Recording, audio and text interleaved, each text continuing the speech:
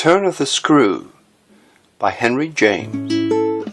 First installment, 1898. The story had held us round the fire sufficiently breathless, but except the obvious remark that it was gruesome, as on Christmas Eve in an old house a strange tale should essentially be, I remember no comment uttered till somebody happened to note it as the only case he'd met in which such a visitation had fallen on a child. The case, I may mention, was that of an apparition in just such an old house as had gathered us for the occasion. An appearance of a dreadful kind to a little boy sleeping in the room with his mother, and waking her up in the terror of it, waking her not to dissipate his dread and soothe him to sleep again, but to encounter also herself, before she'd succeeded in doing so, the same sight that had shocked him. It was this observation that drew from Douglas, not immediately, but later in the evening, a reply that had the interesting consequence to which I call attention. Someone else told a story not particularly effective, which I saw he wasn't following. This I took for a sign that he had himself something to produce, and that we should only have to wait. We waited, in fact, till 2 nights later, but that same evening, before we scattered, he brought out what was in his mind. I quite agree, in regard to Griffin's ghost, or whatever it was, that its appearing first to the little boy, at so tender an age, adds a particular touch. But it's not the first occurrence of its charming kind that I know to have been concerned with a child. If the child gives the effect another turn of the screw, what do you say to 2 children? We say, of course, somebody exclaimed, that 2 children give 2 turns, also that we want to hear about them. I can see Douglas there before the fire to which he'd got up to present his back, looking down at this converser with his hands in his pockets. Nobody but me till now has ever heard. It's quite too horrible.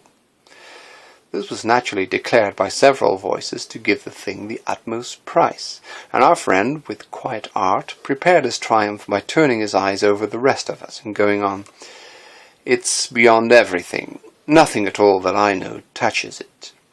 For sheer terror, I remember asking. He seemed to say it wasn't so simple as that, to be really at a loss how to qualify it. He passed his hand over his eyes, made a little wincing grimace. "For dreadfulness!" "Oh, how delicious!" cried one of the women. He took no notice of her. He looked at me, but as if instead of me he saw what he spoke of. "For general uncanny ugliness and horror and pain."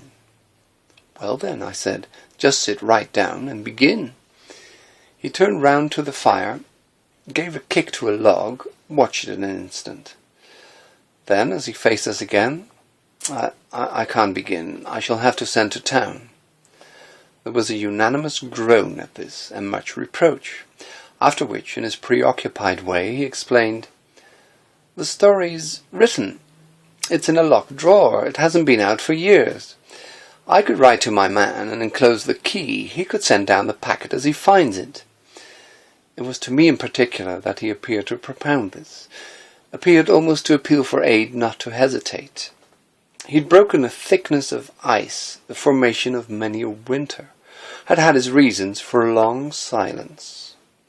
The others resented postponement, but it was just his scruples that charmed me. I adjured him to write by the first post and to agree with us for an early hearing. Then I asked him if the experience in question had been his own. To this his answer was prompt. "Oh, thank God, no."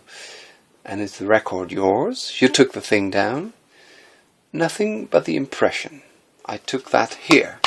He tapped his heart. "I've never lost it." "Then your manuscript?"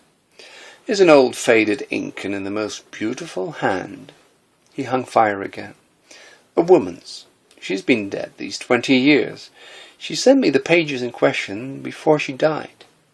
They were all listening now, and of course there was somebody to be arch, or at any rate to draw the inference. But if you put the inference by without a smile, it was also without irritation. "She was a most charming person, but she was 10 years older than I. She was my sister's governess," he quietly said. "She was the most agreeable woman I've ever known in her position. She'd have been worthy of any whatever. It was long ago, and this episode was long before. I was at Trinity, and I found her at home on my coming down the second summer. I was much there that year. It was a beautiful one, and we had, in her off hours, some strolls and talks in the garden. Talks in which she struck me as awfully clever and nice. Oh yes, don't grin, I liked her extremely, and I'm glad to this day to think she liked me too. If she hadn't, she wouldn't have told me. She'd never told anyone. It wasn't simply that she said so, but that I knew she hadn't. I was sure. I could see. You'll easily judge why when you hear. Because the thing had been such a scare? He continued to fix me. You'll easily judge, he repeated. You will. I fixed him too. I see. She was in love. He laughed for the first time. You are acute. Yes, she was in love. That is, she had been. That came out. She couldn't tell a story without its coming out. I saw it, and she saw I saw it. But neither of us spoke of it. I remember the time and the place, the corner of the lawn, the shade of the great beeches in the long hot summer afternoon. It wasn't a scene for a shudder, but, oh! He quitted the fire, and he dropped back into his chair. You'll receive the packet Thursday morning, I said. Probably not till the second post. Well then, after dinner. You'll all meet me here. He looked us round again. Isn't anybody going? It was almost a tone of hope. Everybody will stay. I will, and I will, cried the ladies whose departure had been fixed. Mrs. Griffin, however, expressed the need for a little more light. Who was it she was in love with? The story will tell, I took upon myself to reply. Oh, I can't wait for the story. The story won't tell, said Douglas. Not in any literal, vulgar way. More's the pity, then. That's the only way I'll ever understand. Won't you tell, Douglas? Somebody else required. He sprang to his feet again. Yes, tomorrow. Now I must go to bed. Good night. And quickly catching up a candlestick, he left us slightly bewildered. From our end of the great brown hall we heard his step on the stair, whereupon Mrs. Griffin spoke. Well, if I don't know who she was in love with, I know who he was. She was 10 years older, said her husband. Raison de plus at that age, but it's rather nice, his long reticence. 40 years, Griffin put in, with this outbreak at last. The outbreak, I returned, will make a tremendous occasion of Thursday night. And everyone so agreed with me that in the light of it we lost all attention for everything else. The last story, however incomplete and like the mere opening of a serial, had been told.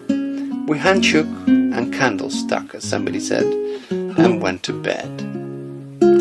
I knew the next day that a letter containing the key had, by the first post, gone off to his London apartments. But in spite of, or perhaps just on account of, the eventual diffusion of this knowledge, we quite let him alone till after dinner, till such an hour of the evening, in fact, as might best accord with the kind of emotion on which our hopes were fixed. Then he became as communicative as we could desire, and indeed gave us his best reason for being so. We had it from him again before the fire in the hall, and we'd had our mild wonders of the previous night. It appeared that the narrative he had promised to read us really required for a proper intelligence a few words of prologue. Let me say here distinctly to have done with it that this narrative, from an exact transcript of my own made much later, is what I shall presently give.